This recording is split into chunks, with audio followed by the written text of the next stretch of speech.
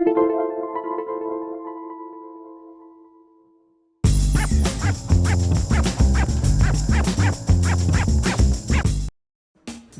to My Long Island TV. From Manhasset to Montauk, we've traveled our communities to bring you the following events. I'm your host, Waldo Cabrera. My Long Island TV starts now.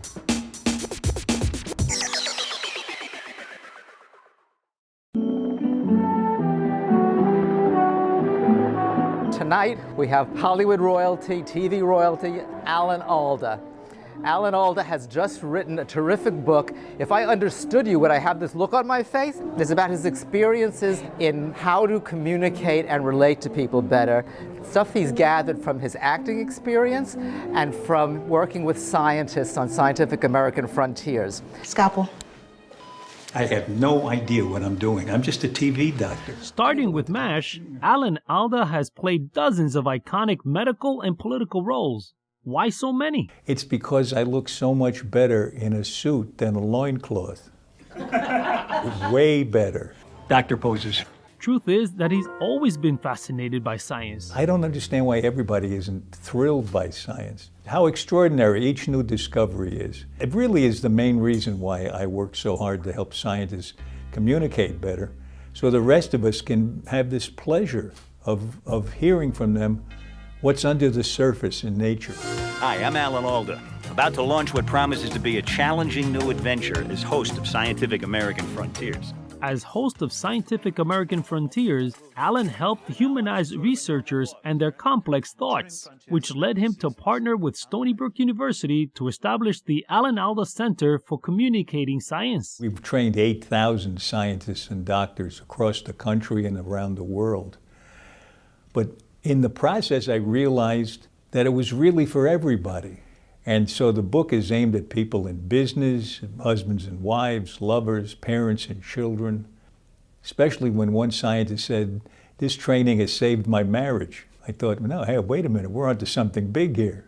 The start of something big came during a near-death experience Alan had while filming a show. He was rushed off to the ER with what was thought to be a ruptured appendix. But the surgeon in the operating room had different news. And he said, "Here's what's happened.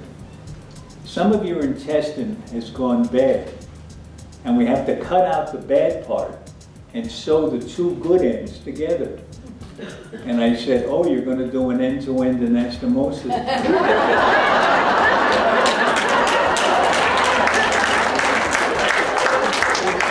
He said, "How do you know that?" I said, "Oh, I did many of them." If a patient believes that the doctor is empathic, that is paying attention to what's going on in the patient is 19% more likely to follow the doctor's advice. I mean, there might be lives saved in that 19%. To help others be more empathetic, Alan used an old technique that helped him as an actor: improv. I'm looking in the mirror, and it's up to me to make sure you mirror me. Because if I go like this, you're a little behind me, right? What does that have to do with communication? If she's going to be following me, the dean is going to follow me, it's my job to make sure she's following me. So if I'm explaining something complicated to you, I have to make sure I go slow enough or plainly enough, make it logical enough, so you can follow me. In another exercise, one person had to pretend to be a teenager, asking his parents to triple his allowance. Then Alan threw in a twist. Can you picture what color the eyes are on your parents?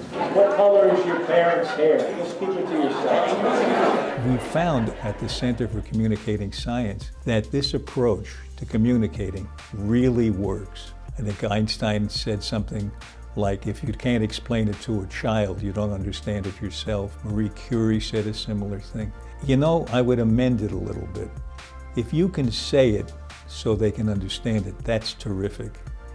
But if you can say it while you're checking out whether or not they're understanding it or not, that's even better.